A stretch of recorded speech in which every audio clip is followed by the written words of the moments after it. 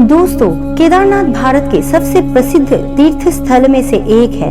देश के 12 ज्योतिर्लिंगों में केदारनाथ धाम सबसे ज्यादा ऊंचाई पर बसा है। ये धाम मंदाकिनी नदी के किनारे 381 मीटर की ऊंचाई पर स्थित है। भगवान शिव का ये भव्य ज्योतिर्लिंग धाम हिमालय की गोद में उत्तराखंड में स्थित है। कहते हैं कि केदारेश्वर ज्योतिर्लिंग के प्राचीन मंदिर का निर्माण पांडवों ने कराया था, लेकिन पुराणों के अनुसार कुछ मान्यताएं ऐसी भी है कि भगवान शिव के इस भव्य धाम की स्थापना आदिगुरु शुक्राचार्य के द्वारा किया था। इस मंदिर में भगवान केदारनाथ शिवलिंग के रूप में स्थापित है, परंतु आज केदारनाथ में ऐसा माहौल हो गया है कि लाखों की तादाद में लोग वहां आते हैं, लेकिन केदारनाथ के दर्शन के लिए नहीं। आजकल लोग उसे एक पर्यटक स्थल समझ के घूमने के लिए आते हैं। लोगों की असादृश्य और प्रबल भीड़ से केदारनाथ का परिवेश बहुत दूषित हो रहा है। कुछ समय पहले भी महादेव का गुस्सा हमने केदारनाथ में देखा ही था। उन्होंने सभी को इस बात का संकेत देने के लिए केदारनाथ में इतना बड़ा प्रलय लाया था। दोस्तों, आप सभी तो जानते हैं कि उत्तराखंड में 16 जून 2013 को अचानक आई बाढ़ के कारण सबसे अधिक केदारनाथ का इलाका ही प्रभावित हुआ था। इस बाढ़ में मंदिर परिसर, आसपास के क्षेत्र और केदारनाथ शहर को काफी नुकसान हुआ था, लेकिन मंदिर का कोई नुकसान नहीं हुआ था। इसमें लगभग 6000 लोगों की जान चली गई थी और कई लोग लापता हो गए थे। ये प्रलय कोई आम प्रलय नहीं था, पूरे भारत को हिलाकर रख दिया था।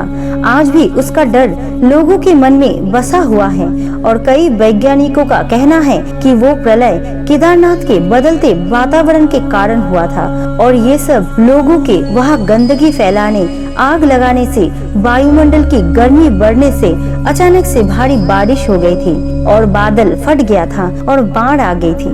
दोस्तों, मैं अब आपको केदारनाथ से जुड़ी भविष्यवाणी के बारे में बताती हूँ, जिसे सुनकर आपके होश उड़ जाएंगे। दोस्तों, स्वागत है आप सभी का हमारे ज्ञान तिलक चैनल में। आगे बढ़ने से पहले कमेंट्स में हर हर महादेव जरूर लिखें और वीडियो को लाइक एंड सब्सक्राइब करना मत भूलिएगा।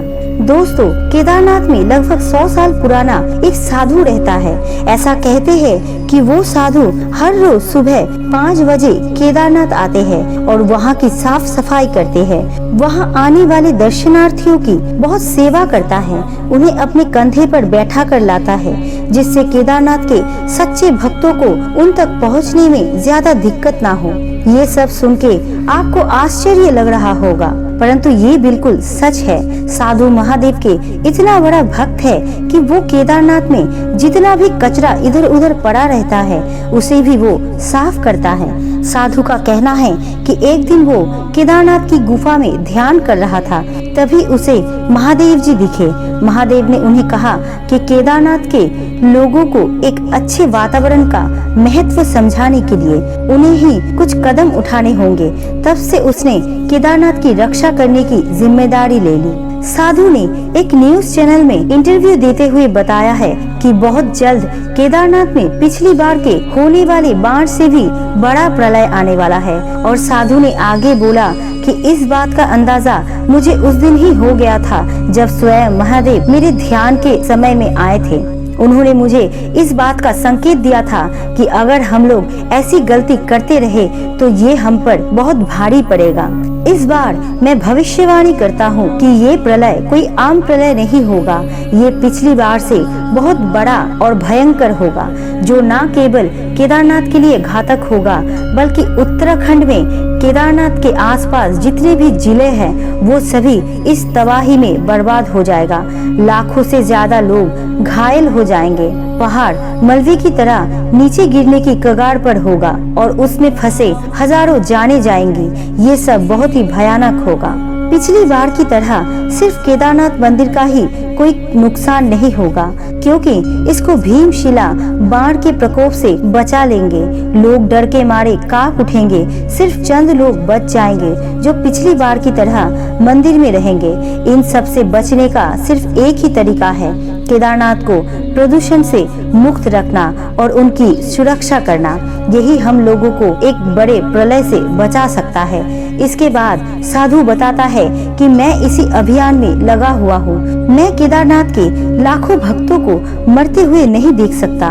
मैं बेकसूर लोगों को अपनी जान गंवाते हुए नहीं देख सकता। और साधु ने ये भी बताया है कि वो केदारनाथ आने जाने वाले सभी लोगों को भी इस बात के लिए समझाता है और प्रेरित करता है। इसके बाद साधु कई लोगों को मंदिर में दिखाई दिया और कई लोग उसके इस अभियान में उसका साथ दे रहे हैं और केदारनाथ को आने वाले प्रलय से बचाने के काम में लगे हुए हैं। दोस्तों, आपको इसके बारे में क्या कहना है कमेंट्स में जरूर बताना और वीडियो अच्छी लगे तो लाइक एंड सब्सक्राइब जरूर करना। आपका कीमती समय देने के लिए दिल से शुक्रिया।